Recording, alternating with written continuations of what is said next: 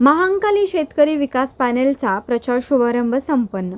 सांगलीच्या कवठेमहांकाळ तालुक्यातील श्री महांकाली साखर कारखान्याच्या पंचवार्षिक निवडणूक सुरू असून महांकाली शेतकरी विकास पॅनेलचा शुभारंभ कवठेमहांकाळ तालुक्याचे दैवत श्री अंबाबाई मंदिरात 25 ऑगस्टला संपन्न झाला.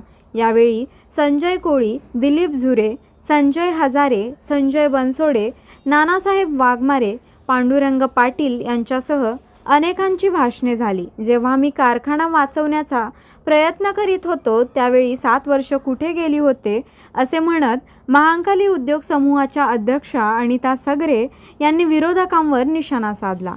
पाहूया अनिता सगरे काय म्हणाल्या. त्यावेळी अण्णा जेव्हा चेअरमन झाले जवळजवळ जिल्ह्यात झाले 18 ते 20 कारखाने. जेव्हा कारखान्याची संख्या वाढली आजूबाजूचा ऊस यायला आपल्याला अडचणी आलं ना. आपल्याकडे 1250 टन कॅपॅसिटीचं कामगारांचं एवढं मोठं पगार, त्याचबरोबर आपल्याकडे बाय प्रोडक्ट होते, कोजेल नव्हतं किंवा डिस्लरी नव्हता, कारण आपल्याकडे पाणी नव्हतं. डिस्लरी प्रकल्प जर आपल्याला करायचा असेल तर आपल्याला 1 लिटर दारूसाठी 7 ते 12 लिटर पाणी लागायचं. आपल्याकडे पाणी नव्हतं. 2009 जेव्हा आबा आले, अगोदर सरकारने पण पैसा योजनेला गती दिली, आबाने गती दिली, त्यामुळे पाण्याचं स्रोत वाढलं. तर आपल्याकडे बाय प्रोडक्ट नसल्यामुळे आपण त्या सगळ्या गोष्टी अडचणीत येत गेलो. मला एवढंच सांगायचं, अण्णांनी आपल्या शारीरिक अडचणीवर मात करत प्रत्येक गोष्टीला समोर गेले. मला अजूनही दिवस आठवतात, 20 लाख असेल 30 लाख झाले एका पंचायतीत आणण्यासाठी, कामगारांचे पगार थांबवायसाठी, ऊस थकलेले द्यायसाठी दिवसभर अण्णा त्या पायरीवर बसून असायचे. जेव्हा अण्णा ऍडमिट होते रुबी हॉस्पिटलमध्ये, 2016ची गोष्ट आहे. 2016 नोव्हेंबर 17 तारीख होती, संकट चतुर्थी होती. अण्णाला ऑपरेशन साठी 8 दिवस झाले होते. मी अण्णाला म्हटलं धीर धरा, आपलं सगळं चांगलं होतंय, व्यवस्थित होतंय. अण्णा मला काही विचारलं, शंतनू कुठं आहे, श्वेता कुठं आहे, हे त्यांचा प्रश्न होतं. त्यांचा प्रश्न एकच होता की अड्ड्यात ऊस किती आहे, अड्ड्यात वाहन आहेत का नाही, त्याचा सीझन सुरू झाला. म्हणजे एवढं मी कारखान्यासाठी वावर घेतलं होतं. मी हाऊस वाईफ असले मला अड्डा हे माहित नव्हता. अड्डा कशाला बनते, वाहन कशाला बनतंय, म्हणजे मी एवढं त्या कारखान्यात एवढं अजून मला त्याची ज्ञान नव्हतं. म्हणजे एवढं आमचं कुटुंब हे संस्था म्हणजे तालुक्याचं विकासाचं केंद्र आहे. याच्यासाठी आपलं योगदान किती कशा पद्धतीने असलं पाहिजे एवढा विचार करणार आमचं कुटुंब होतं. नंतर अण्णाचे निधन झालं. 2017ला ऑपरेशन झालं, 21 तारखेला अण्णाचं निधन झालं. आपण सर्वांनी 2016ला ही जबाबदारी माझ्या खांद्यावर दिली. 2016-17चं सीझन असेल, 17-18चं सीझन असेल, मी सक्षमपणे चालवलंय. 2 वर्ष आपण सर्वांच्या साथीने चांगल्या पद्धतीनं सीझन घेत गेले. जेव्हा 17-18चं सीझन आलं, जवळजवळ तोपर्यंत 700-800 कामगार होते. कामगारांनी आम्ही समजूत राहत होतो, आपली कॅपॅसिटी कमी आहे. मी आता सध्या तुम्हाला 2 पगार देतो, उरलेले पगार आपण सीझन सुरू झाल्यावर तुमच्या खात्यावर घालतो. तर काही लोकांनी अडवटेपणा घेतला आणि कारखाना बंद पाडला. तोपर्यंत कोविडचा काळ सुरू झाला. कोविडमध्ये आपल्याला बाहेर कुठं जाता येत नव्हतं, पैशाची उपलब्धता झाली नाही आणि बँकेनं चुकीची कारवाई केली. आपलं व्हॅल्युएशन मूल्यांकन कमी केलं. त्याच वेळी जर कारखाना दुसऱ्याला विकला गेला असता, आज शेजारवाल्यांनी कारखाना बघतोय काय परिस्थिती आहे. तर आपलं एकच ध्येय होते की सभासदांच्या मालकीचा हा कारखाना राहिला पाहिजे. मला माहित आहे आज सभासदांनी काय कष्टातनं पैसे गोळा करून हे कारखाना उभा केलाय. मी जर त्यावेळी कारखाना विक्रीला मदत केली असती, कुठं सहकार्य केलं असतं तर नानासाहेब असतील, त्यांचे सहकार्य असतील, आज मला माफ केले नसते.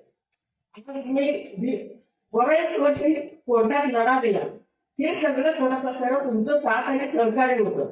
आज बरेच संचालक, माझे काही संचालक विरोध करायला उभा राहिले. मला त्यांना विचारायचं आहे, हे सगळं जेव्हा मी करत होतो तुम्ही कुठं होता. मी रोज पुन्हा मुंबई दिल्ली अशी माझे वारे असायचे. प्रत्येक नेत्यांच्याकडे माझे हेल्पट असायचे की कारखाना सभासदांचा राहिला पाहिजे, कारखाना सुरू व्हायला पाहिजे, एखादी पार्टी कुठून मिळते का. पण हे सगळं करत असताना तुम्ही कधी मला हिशोब विचारले पाहिजे काय करावं नाही. आणि आम्ही बघतोय की तुम्ही सोबतच्या पॅनेलमध्ये जात आहे. तुम्ही 15 वर्ष माझ्या कारखान्यात संचालक होत आहे. का तुम्हाला विचारता आलं नाही, का करावं, काय करावं, काय परिस्थिती आहे. आज तुम्ही अचानक येऊन समोरच्या पॅनल मध्ये जाताय म्हणजे याचा अर्थ काय आहे?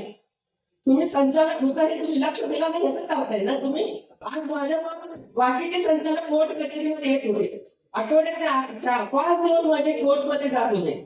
एकही संचालक हे आता जी दोन आहे गुजरात पॅनल त्यांनी कधी मला विचारले म्हणजे आपण कशा पद्धतीने जायचंय काय आपली परिस्थिती आहे. आता आपलं स्वागत आहे. आपण पण मला बिनविरोध प्रक्रियेमध्ये चांगल्या पद्धतीनं बघायला संजय बनसोडून सांगितलं होतं. सर आपल्या मोठी नेत्याची सरकार तिने मला चांगल्या पद्धतीने टीव्ही बिनविरोध प्रक्रियेसाठी मदत केलेली. तर आपण ह्या अशा परिस्थितीत जात असताना आज आपल्याला थोडे सहकार्य मध्यंतरी आपण जेव्हा मेळावा घेतला आपल्याला शब्द दिला आहे मुख्यमंत्री साहेब आपल्या सोबत आहेत. तर सभासदांची काय अडचणी ऊस क्षेत्र कमी असणाऱ्यांची आज बाहेर ऊस जाताना अनेक अडचणी यायला लागल्या ते तुम्हाला जाणीव आहे. जे कामगारांची देणे आहे ते सगळे देऊन आपलं जे महत्वाचे गत वगैरे आहे ते प्राप्त करून देण्यासाठी त्यांना मला आश्वासन दिलेलं आहे. आज आपण परवा माझं पॅनल तयार झालं उमेदवारी घेत असताना काही माझे निष्ठावंत कार्यकर्त्यांच्यावर अन्याय झाला.